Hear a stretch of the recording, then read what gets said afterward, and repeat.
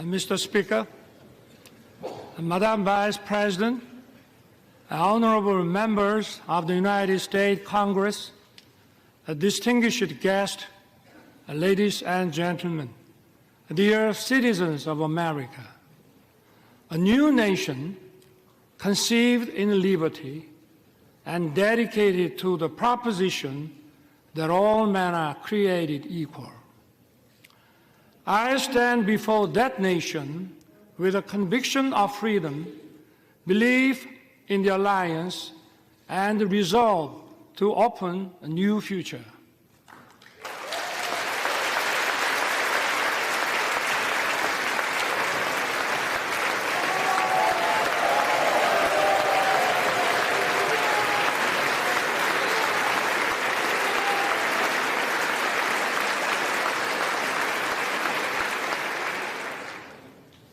For 234 years, a Congress has been the symbol of freedom and democracy. This chamber embodies the spirit of Constitution. I'm honored to address the members of Congress and the people of the United States. Thank you, both Democrats and Republicans, for passing the resolution marking the 17th anniversary of the alliance. Your support has dignified my visit. I know that no matter where you sit, you stand with Korea.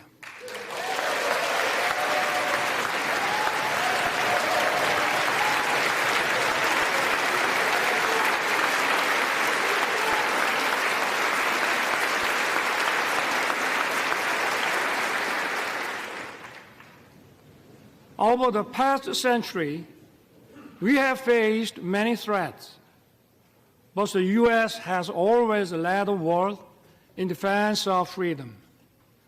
Imperial nations fought for colonies, and humanity greatly suffered from the two world wars.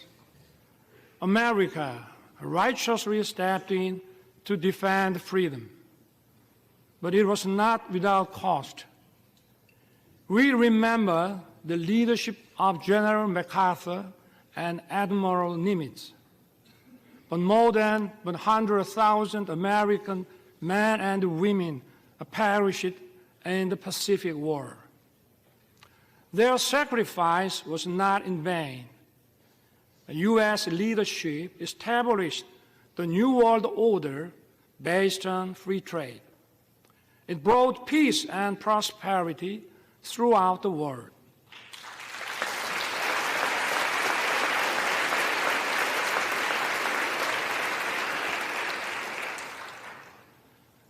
But prosperity was limited to free market economies where communist totalitarian nations did not participate. The world was divided into democratic and communist blocs. In 1950, the Korean Peninsula was on the front line. The Soviet Union helped to rearm North Korea. North Korea's surprise attack threatened the peace on the Korean Peninsula and Asia. Korea's freedom and democracy were on the brink. At that decisive moment, the U.S. did not look the other way. Korean and American soldiers stood shoulder to shoulder and fought bravely. Tales of our heroes were written.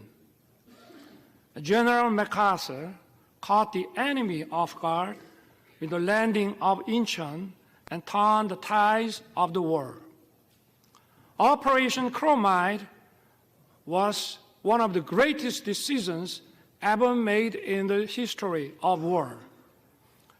The U.S. 1st Marine Division miraculously broke through a wave of 120,000 Chinese troops at the Battle of Lake Changjin.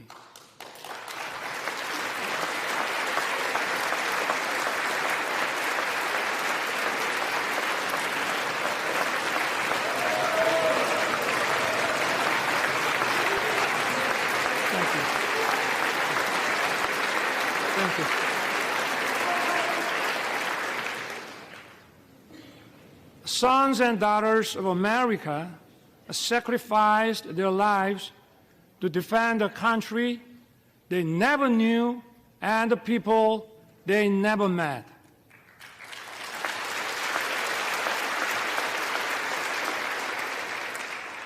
In the Battle of Lake Changjin alone, 4,500 American service members lost their lives. Over the course of the war, almost 37,000 U.S. soldiers fell. The late Colonel William Weber fought in the battle for Hill 3 to 4 in Wonju. He lost his right arm and leg. Yet, this American hero dedicated his life to honoring the noble sacrifice made by the Korean War veterans. Today, we are honored to have his granddaughter, Ms. Jane Weber, with us. Ms. Weber, would you stand up, please?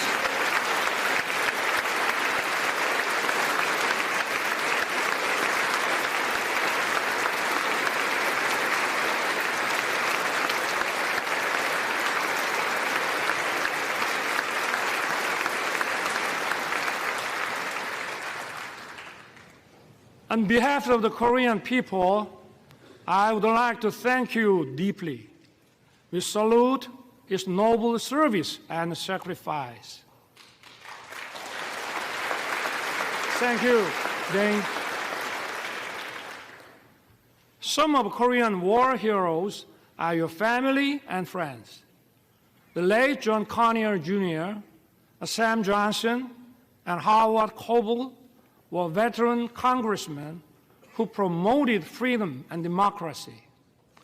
The former Representative Charles Rangel has been a strong supporter of the alliance. Korea will never forget the great American heroes who fought with us to defend freedom.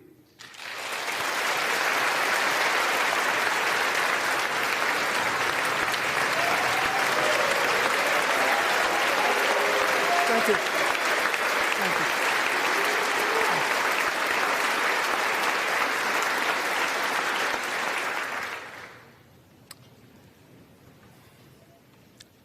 I take this opportunity to pay tribute to all the Korean War veterans and their families. You did not hesitate to send your sons and daughters, husbands and wives, a brother and sisters. You answered the call to defend the freedom of a country across the Pacific. I thank the U.S. and its people for honoring the Korean War as a proud legacy. Thank you also for treating the veterans with honor and respect.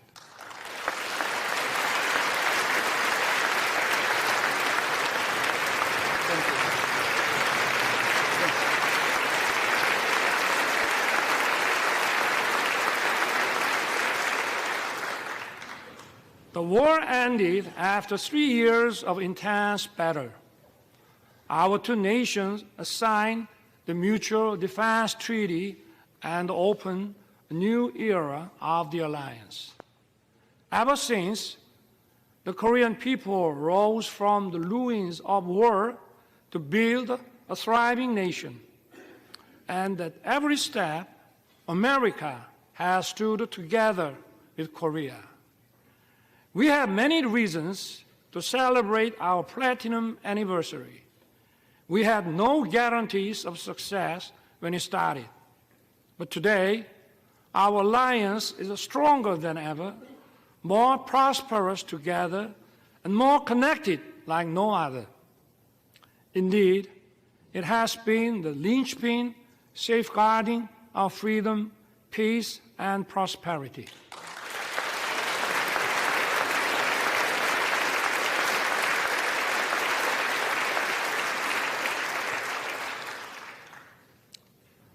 Once a recipient of aid, Korea is the only nation in modern history to become a donor.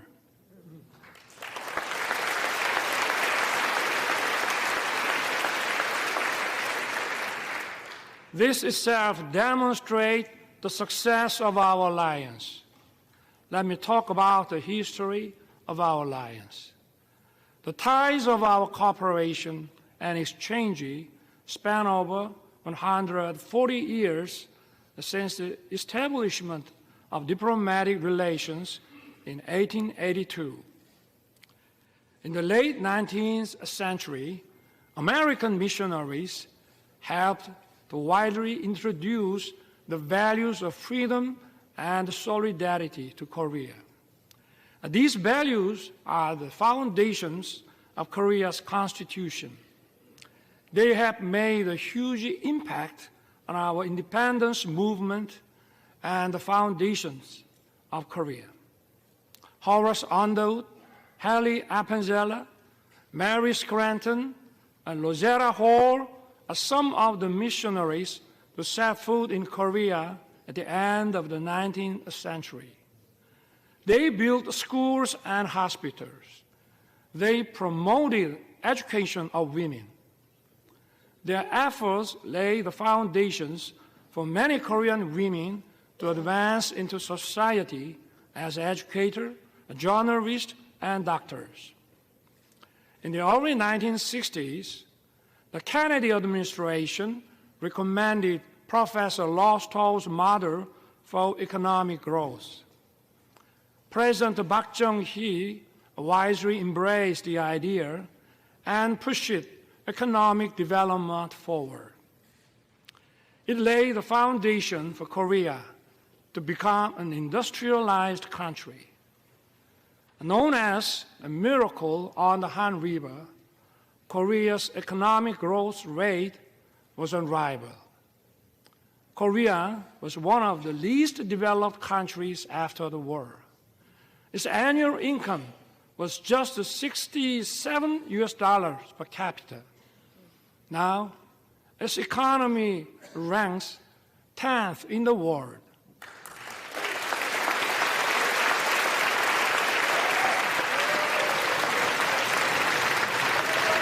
Thank you.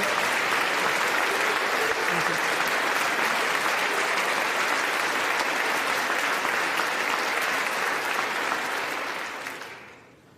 Seoul was once reduced to ashes.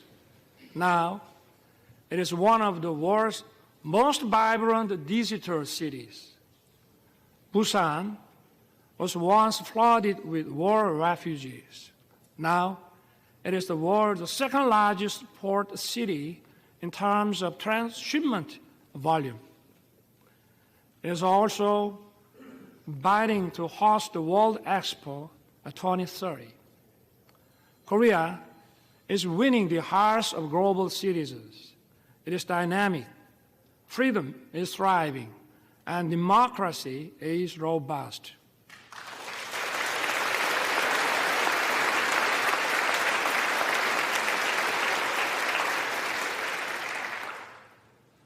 Korea and the U.S. have joined forces to safeguard freedom and democracy throughout the world. Since World War II, Korea dispatched its warriors of freedom. We fought side by side with the U.S. in Afghanistan, Iraq, and others.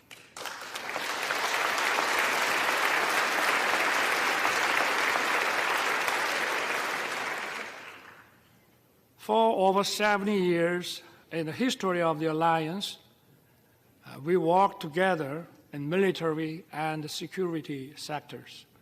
We also expanded our cooperation in the economic field. Our relationship has evolved from one of unilateral assistance to a partnership that is mutually beneficial. The CORUS FTA was approved with the full support of the U.S. Congress in 2011. Since then, our bilateral trade has increased by 68%. Korea's companies' investment in America has tripled. And U.S. companies' investment in Korea has nearly doubled. Korean companies are contributing to vitalize the U.S. economy.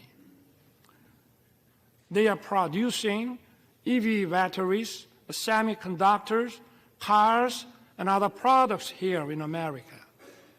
And more importantly, they are creating decent, well-paying jobs.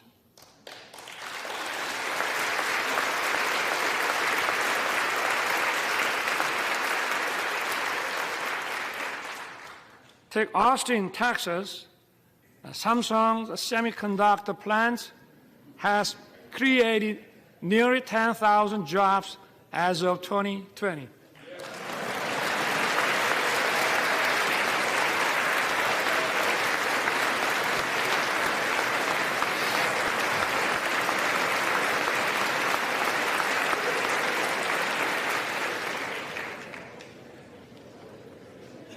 Take Bryan County, Georgia.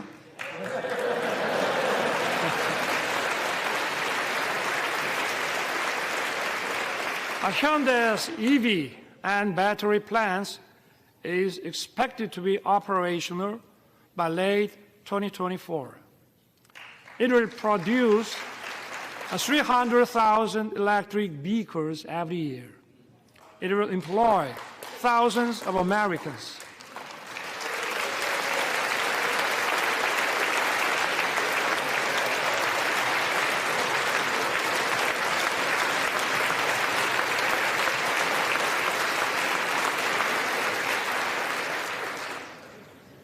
And take Bay City in Michigan. It is a home to SK Siltron CSS, where President Biden visited. It is an example of Korean and American companies merging to achieve even greater growth.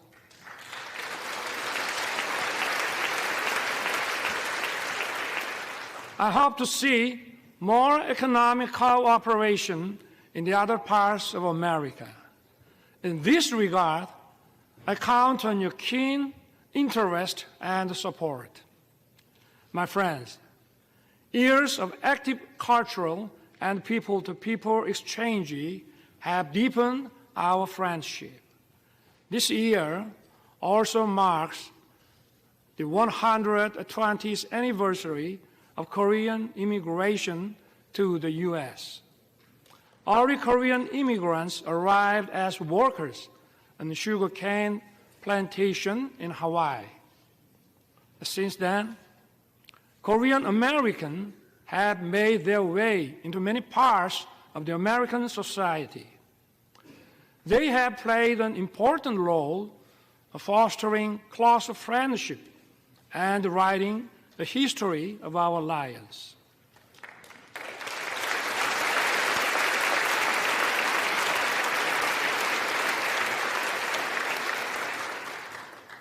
Representatives Young Kim, Andy Kim, Michelle Steele, and Mary Strickland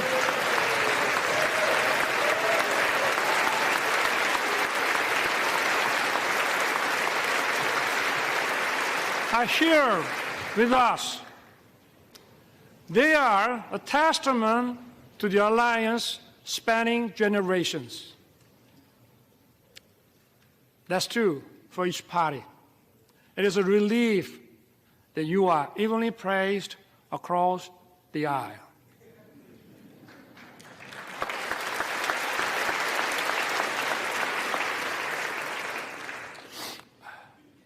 Even more, culture is helping to further deepen our understanding and friendship.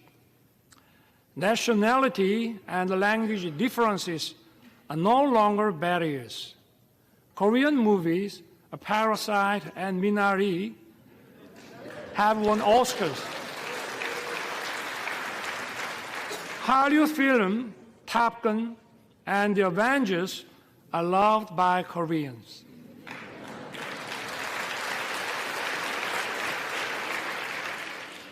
I also love Top Gun and Maverick and the Mission Impossible. And even if you didn't know my name, you may know BTS and Blackpink.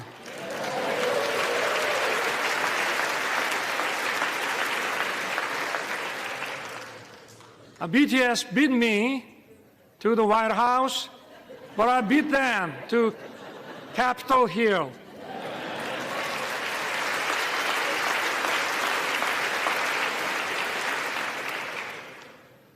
Korean and American singers are reaching high places in each other's music charts is no longer a surprise. The US create global platforms like Netflix. Korea has produced a popular series such as Squid Game.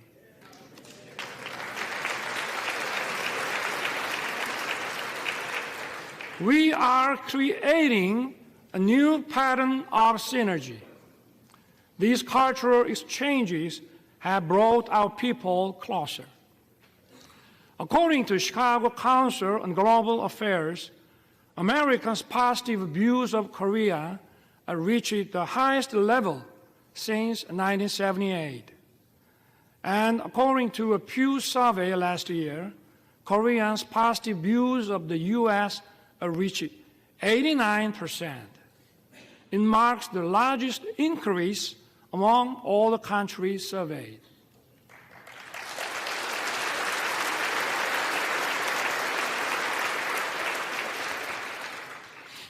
Korea and the U.S.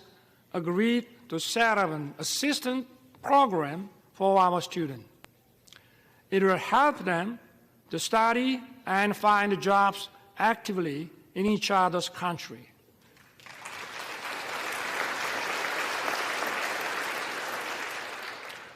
Honorable members of Congress, I have two careers in my life. My first job was as a public prosecutor. My second job is serving as the president of my beloved country. As prosecutor, my role model was the late Robert Morgenthau. He was the real-life character of District Attorney Adam Schiff in Law and Order. When I was the Prosecutor General, I printed a book titled Robert Morgenthau, America's Eternal Attorney. I shared it with my junior prosecutors. In the preface, I included the phrase, an attorney who is silent in the face of great evil will not even stop pickpockets in the neighborhood. Today, our democracy is at risk. Democracy is a community's political decision-making system to protect freedom and human rights. Such decision-making must be based on truth and freely formed public opinion.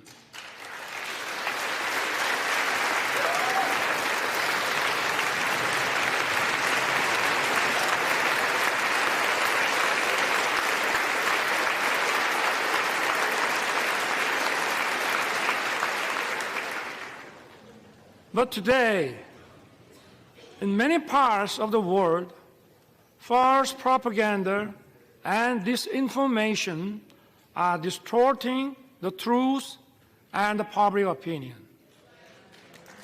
They are threatening democracy.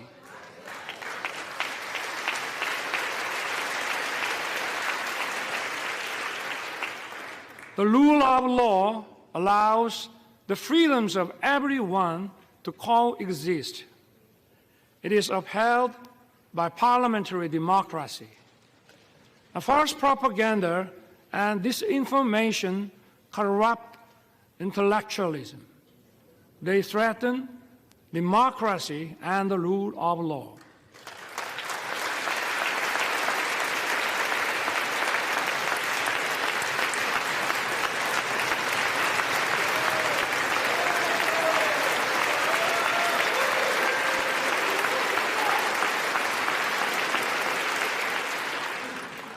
Such totalitarian forces may conceal and disguise themselves as defenders of democracy or human rights.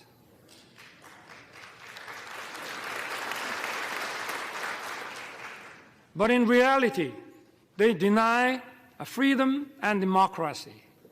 We must not be fooled by such deception and disguises.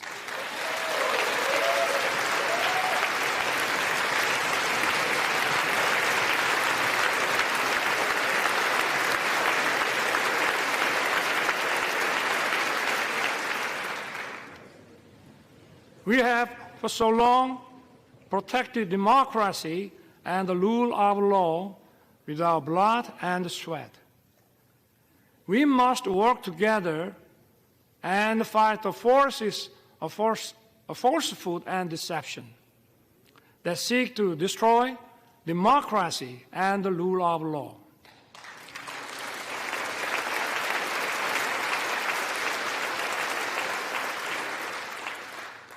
Those who cherish freedom also respect the freedom of others.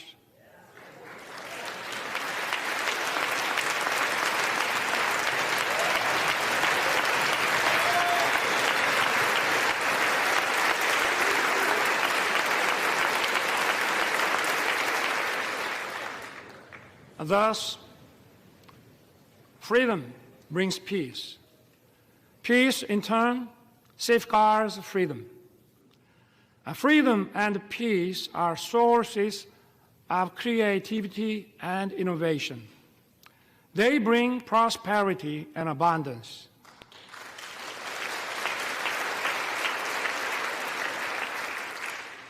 Our alliance was forged 70 years ago to defend Korea's freedom. The alliance has now become a global alliance that safeguards freedom and peace around the world. Korea will fulfill the responsibilities. It will play its part that matches its economic capacity.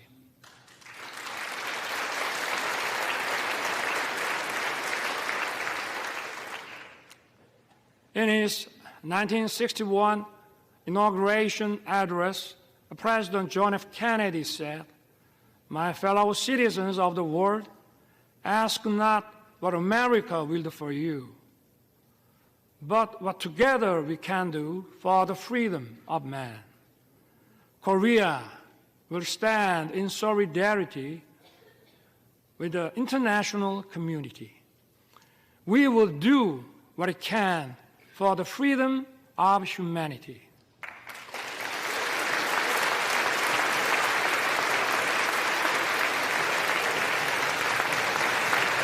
Thank you. Thank you. Thank you. Thank you. Korea, with the U.S., will march towards the future.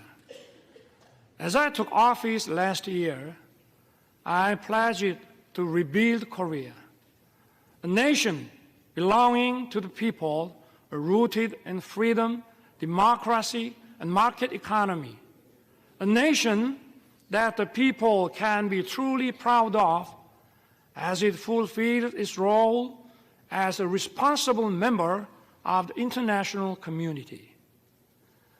Together with the U.S., Korea will play the role as a compass for freedom. It will safeguard and broaden the freedom of citizens of the world.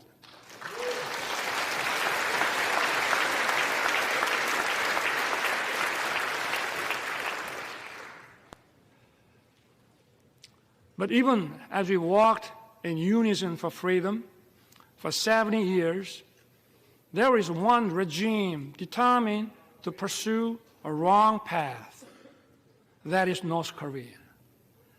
The difference is stark between Seoul, that chose freedom and democracy, and Pyongyang, that chose dictatorship and communism. North Korea has abandoned freedom and prosperity and dismissed peace. North Korea's nuclear program and missile provocations pose a serious threat to the peace on the Korean Peninsula and beyond. To deter its reckless behavior, the alliance must stand united with determination. As President Reagan once said, "There is a price we will not pay. There is a point beyond which they must not advance." We must make his words clear to North Korea.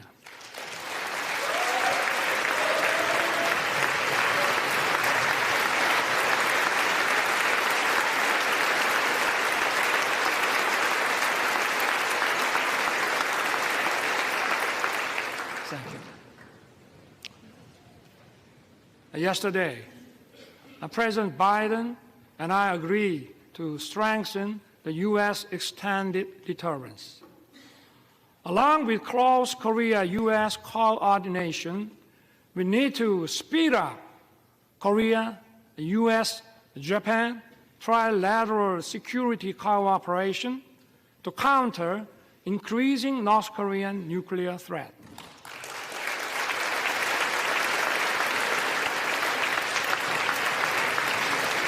Thank you.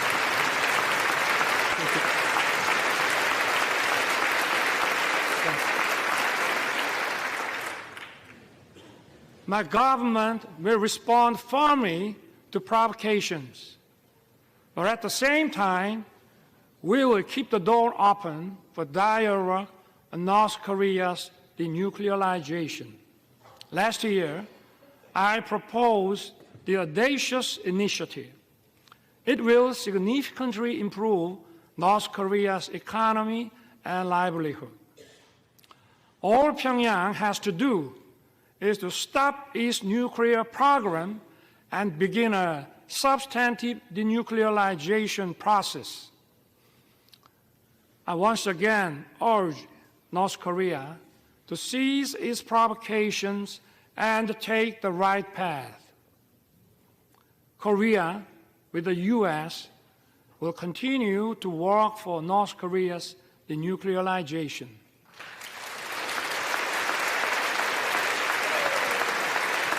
Thank you. Thank you. Thank you.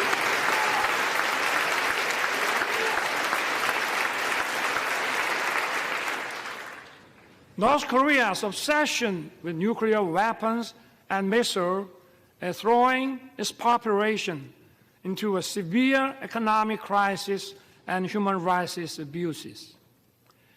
We must raise global awareness of dire human rights situation in North Korea.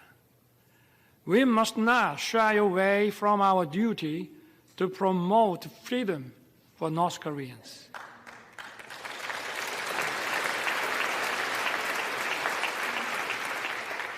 Last month, my government published a report on North Korean human rights. We released it to the public for the first time. The report documents a wide range of abuses in North Korea. It is based on testimonies of 508 North Korean defectors collected over the past 5 years. It records many cases of serious violations of international norms, such as the Universal Declaration of Human Rights and other human rights agreements. Unspeakable and horrendous incidents took place. Men and women being shot and killed for violating COVID-19 prevention measures. Some being publicly executed for watching and sharing South Korean shows. And people being shot in public for possessing the Bible and having faith. We need to raise awareness. We must inform the world of the gravity of North Korea's human rights violations. I ask for your help in improving North Korea's green condition.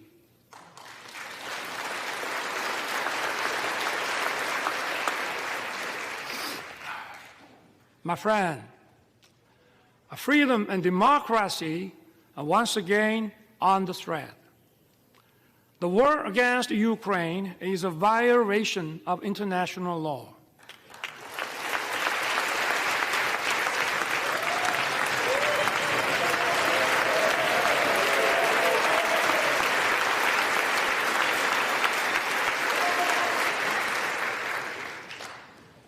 It is an attempt to unilaterally change the status quo with force.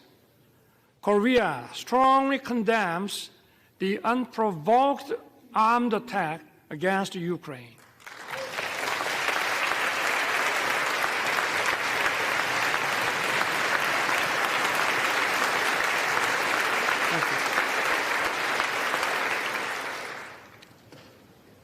When North Korea invaded us in 1950, democracies came running to help us. And we fought together and kept our freedom. The rest is history. Korea's experience shows us just how important it is for democracies to uphold solidarity. Korea will stand in solidarity with the free world. We will actively work to safeguard the freedom of the people of Ukraine and support their efforts in reconstruction.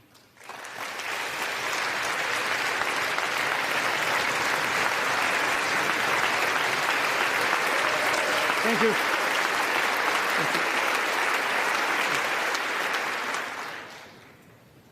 Honorable members of Congress, so far, 6 Korean presidents spoke at this important chamber. The first Korean president, Dr. Lee Sung-man, delivered his speech in 1954. After 35 years, in 1989, President Roh Tae-woo, standing at this podium, said the following: "The nations of the Pacific have made open society and market economy and the engine that drive the fastest growing region in the world. The Pacific will become even more important to the U.S., and Korea will begin to contribute more to the prosperity and peace of the region." I look forward to the day when some future Korean president may be invited to address this distinguished assembly and describe the vision I spoke of today as an achievement fulfilled, not as tomorrow's hope. President Roh's vision has become a reality. Thank you. Thank you. Thank you.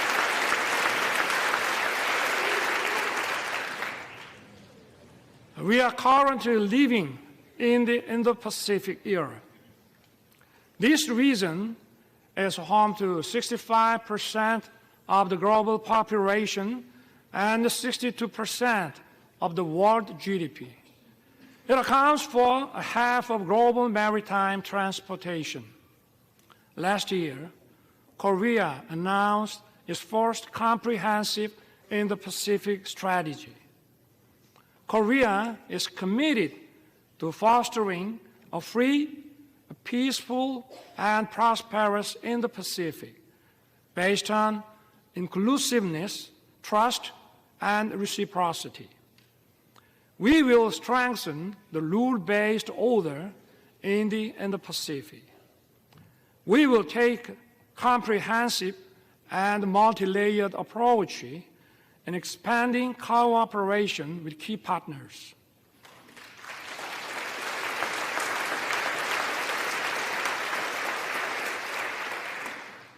This also means that the stage for the alliance is expanding. Korea used to receive assistance from U.S. aid. It is now sharing its experience with developing countries in partnership with the U.S. Korea has greatly increased its ODA budget. It is providing tailored programs in tune with the needs of its partners. Yesterday, President Biden and I adopted a joint statement. It presents a vision of the alliance in action towards the future. Together, our two countries will broaden our alliance.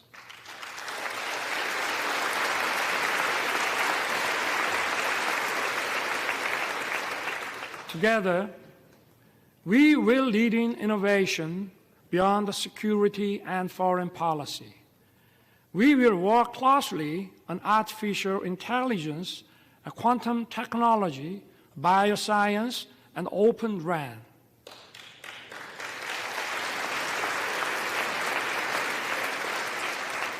Our partnership in the cutting-edge semiconductor industry will contribute to establishing stable and resilient supply chains. It will also address economic uncertainties. Together, we will open another new successful chapter. We will explore new frontiers in outer space and cyberspace.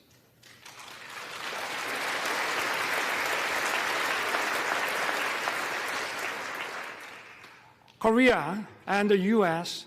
are the world's top technological powers leading innovation and creativity.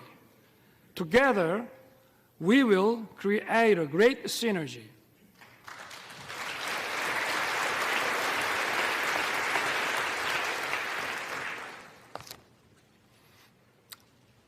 Mr. Speaker, Madam Vice President, and honorable members of Congress, our alliance is an alliance of universal values. Freedom, human rights, and democracy are the very foundations of our bonds. Our alliance is for justice.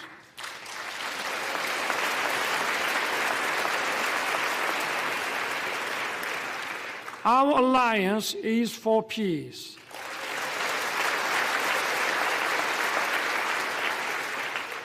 Our alliance is for prosperity.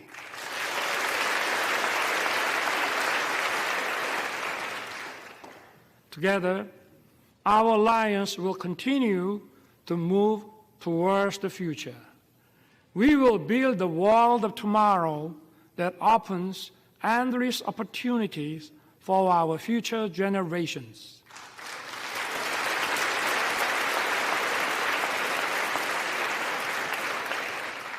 I look forward to everyone being on board for our new journey together. God bless you. God bless the United States of America. And may God bless our great alliance. Thank you.